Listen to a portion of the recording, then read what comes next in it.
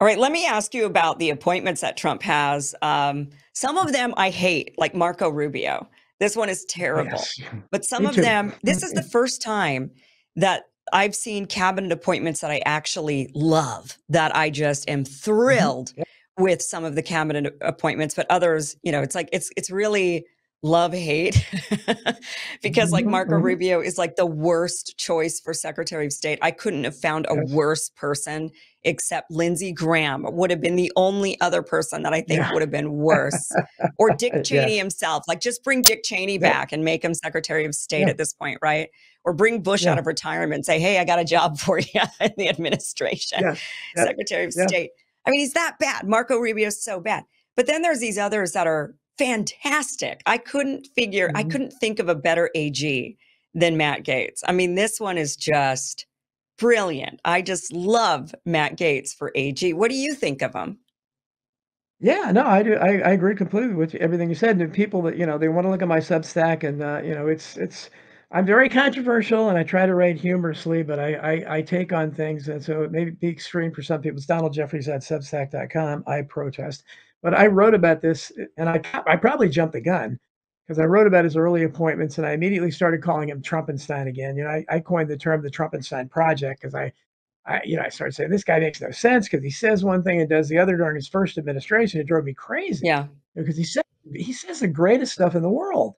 And then, John Bolton is his national security advisor. So Right, when right. he started out with Marco Rubio and Ugh. who was his national security advisor? Another really awful neocon Zionist. But all Um, his early picks were terrible. Was right. it Waltz? I think it was Waltz. Yeah, who's Yeah, who's yeah, kind of a younger version of Bolton, and right. these were just. I said, "Wow, God, it's going to be the same thing." So I kind of jumped the gun and just said, "Ah, it's going to be the same thing, just like last time." Trump and Stein. And then I said, was he reading my Substack or something? Because literally as soon as I published it, like an hour later, suddenly Matt Gates for Attorney General. I said, "Wow."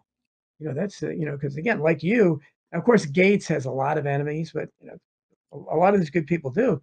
And I don't necessarily believe the stories about him. I think I think it's largely political, done for political reasons. But regardless, if he did have sex with a 17-year-old girl, and considering the sex crimes of the elite, it's pretty innocuous comparatively speaking. If you look at it, he wasn't sex trafficking little kids or some of the other things. So, but I don't know that that's even been established anyhow.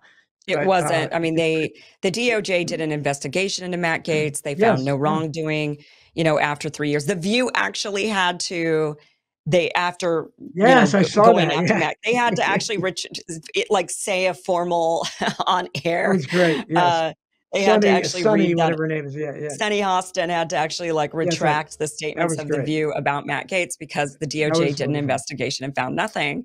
And so it's all just been Yeah, smears against him. And they're yeah, talking about, he would have been like in his 30s, and they're claiming that there was a 17-year-old girl that he slept with at a party. yeah, They yeah, also claimed yeah. that they've made all of these claims against the guy. And I get, Matt Gates is kind of this swarmy looking, good looking, Yeah, shiny. yeah. He looks kind of like a salesman, right? Like a used car salesman or something or Mhm. whatever, right? Yeah, So he's kind yeah, of got that yeah, about him. But when you actually listen to what Matt Gates, the bills he proposes, the things he sure. advocates for, the fact he takes no PAC money, he doesn't, he swore off PAC money. He calls out the swamp regularly. He's done documentaries on the swamp and he points them out and he's like, this person's corrupt and this person's corrupt and this is what they have us Yeah, do. yeah, They have us yeah. like dialing for dollars all the time. They got us doing, he's really showcased in a way that I thought AOC was going to when she got there. When people were supporting AOC and she's like, she basically kind of said, I'm going to drain the swamp, when she was first elected. And she went in there and she did a protest. Like one of the very first things that she did was protest Nancy Pelosi. And so people were thinking, wow, she's really going to go in there and actually, Mhm. expose the corruption in Congress. And instead, she just got sucked up into it. And she just became one of them. She became a swamp creature. Matt Gaetz, on the other hand, he never really said that he was going in there to drain the swamp.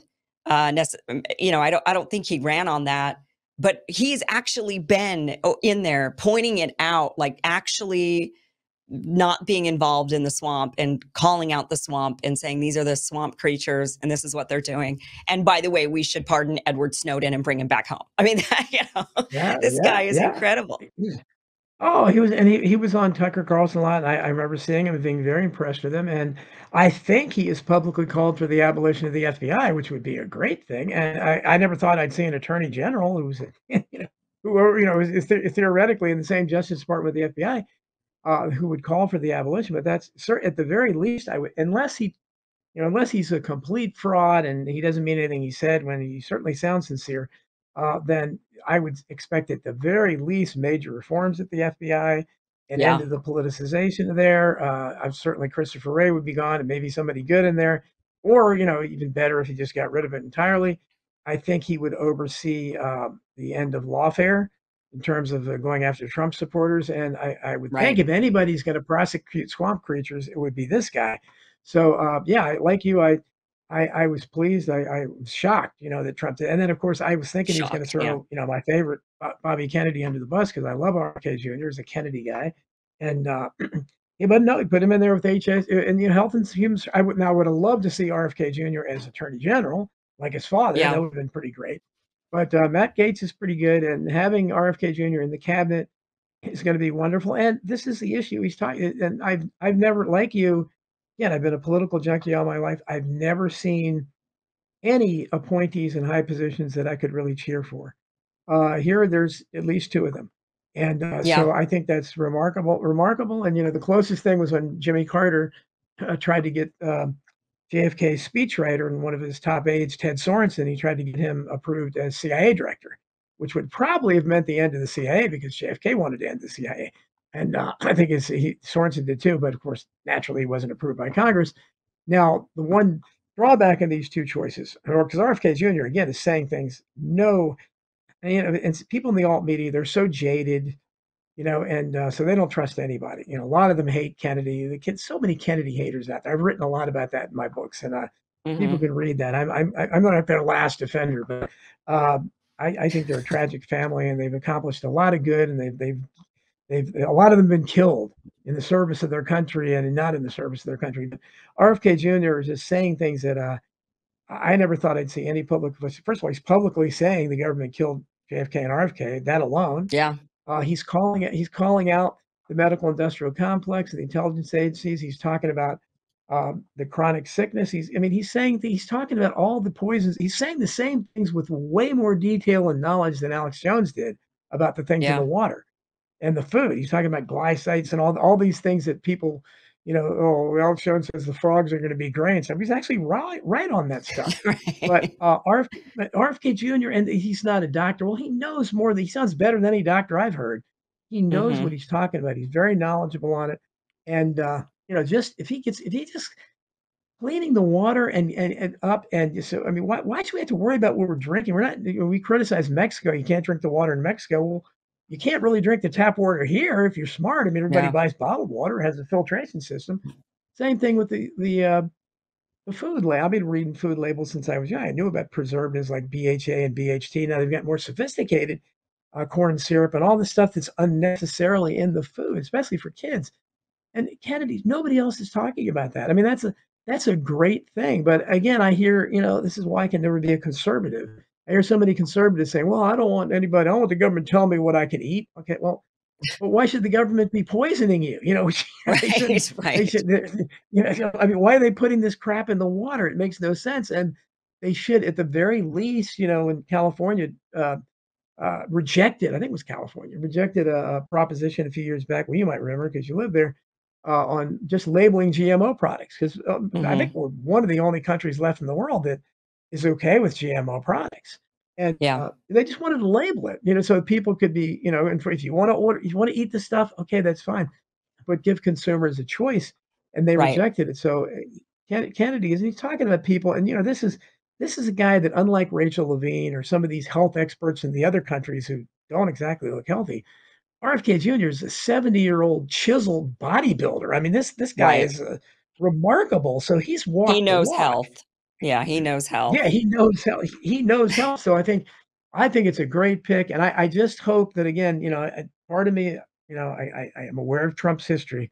That's why I call him Trumpenstein. So he supposedly, because he's not going to get either one of them through Congress. There's no chance they're going to approve them. But he supposedly can use this recess appointment thing, which goes back to Teddy Roosevelt. If he actually does that, that would be wonderful. And an even Yeah. better way to get them through. But part of me says that he'll drag his feet, or they'll distract him with World War III or something, where he can't get him in there. So I just hope he can get those in, because Elon Musk is interesting, and I like Vivek Ramaswamy, and having that. We'll see what they do with the. Certainly, government needs to be reined in, and they need to be more efficient. And of course, I love Tulsi. So Tulsi is director of national intelligence. Those are all great picks, and so they pretty much Yeah. offset Marco Rubio and anybody else he can come up with. So I give them an A just for those picks. So we'll see what happens. But I told the people in the alt media that are still jaded. I said, look, I couldn't have asked him. I couldn't have picked anybody better myself, especially but for Bobby Kennedy and Matt Gaetz. I didn't even think of for Attorney General. So we'll see what Yeah. happens, but I have to give him credit at least for the appointment so far. Yeah, I'm very surprised. I thought he would stick Tulsi as like UN ambassador, where it's like not really anything important. Ultimately the Yeah. role is, but instead he went with that Elise Stefanik, and gave Tulsi a Mhm. much better role that I think she'll really be much, much more effective in and have much more power in. So I was really pleased to see that. And I've had my criticisms of Tulsi and RFK and all of them, but in these particular roles, I think these are fantastic picks for these roles. I would have loved to see Kash Patel be named as, we'll see what they're going to name him, but I would like to see him in some sort of intelligence Yes. role, yeah, FBI or something along Yeah. those lines. So we'll see what happens with that. But such interesting picks, and yeah, I think I also was similar, where I in the beginning when I saw the picks, I was like, oh my gosh, here we go. Like he claimed he was going to drain the swamp, and he's just filling it with swamp creatures, and Yes. he's going to give all these people, there were talks that Bobby Kennedy would get an advisory role, like a czar, Yes. health Yes. czar, Yeah. which is no power Yeah. whatsoever, no budget Yeah. whatsoever. You're just there as an advisor. It's just a meaningless Yeah. role. Ultimately, it's like throwing a bone at you, like, oh yeah, you're an Yes. advisor, sure.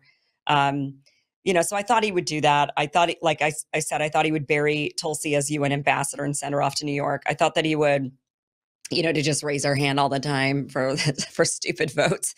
And Mhm. I never even thought Matt Gaetz was even in the picture at all. I didn't think Yeah. that guy Me was. too.